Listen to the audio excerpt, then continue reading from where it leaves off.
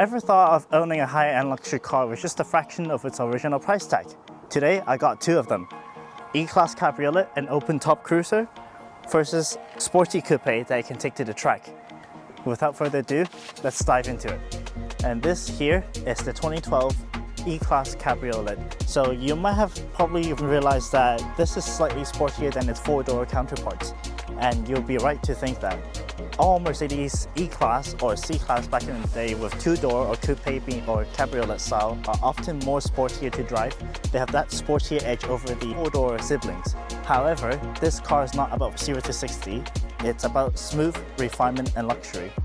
This was actually the world's first convertible to introduce something called AIRCAP. That little lip here raises up to reduce air turbulence, so your hair won't fly around at motorway speeds. Plus, it has integrated wind deflectors, letting you hold conversation comfortably even with the roof down at high speeds. Inside, everything is designed to feel effortless. Even entering the car is smooth. The wheel lifts, the seat slides back, and once you're in, it resets to exact memory setting. And this is actually one of those rare convertible cars that you can comfortably sit four fully grown adults inside comfortably.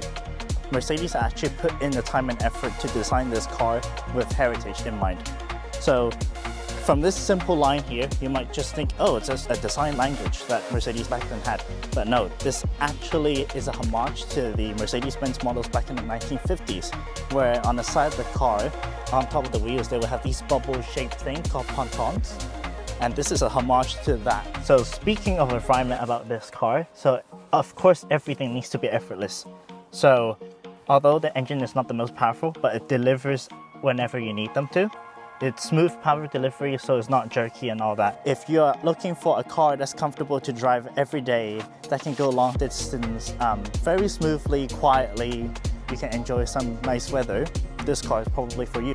It's clever, it's classy, and even today, it's hard to believe you can get something like this for so little.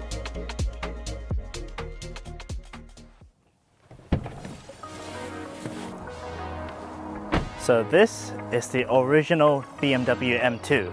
This particular example is finished in Long Beach blue, which is exactly the color I would choose if I were to buy this car. So under the bonnet here is an N55 engine that produces 365 horsepower and 465 Newton meters of torque and drives the rear wheels via a 6-speed manual transmission. And what sets this from a base 2 series apart is that this is the most heavily revised N55 engine of BMW's lineup, and the cooling system is heavily borrowed from the BMW M4 and M3, so it's proper M-car components cooling this series powerhouse here. And at the back here, you get the limited differential from the M4 again.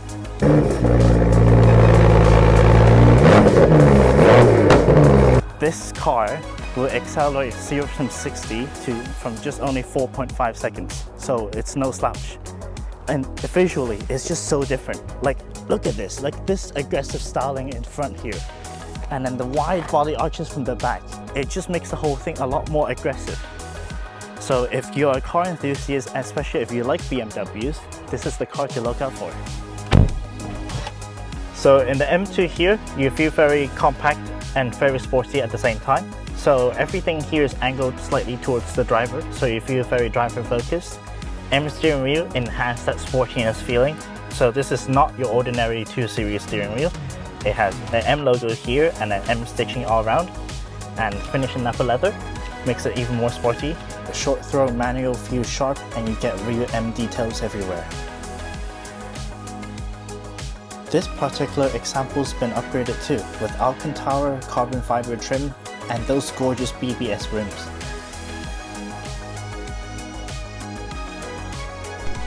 So whether you want to cruise with class or carve corners with confidence, both of these cars prove that you don't need to spend a fortune to own something special.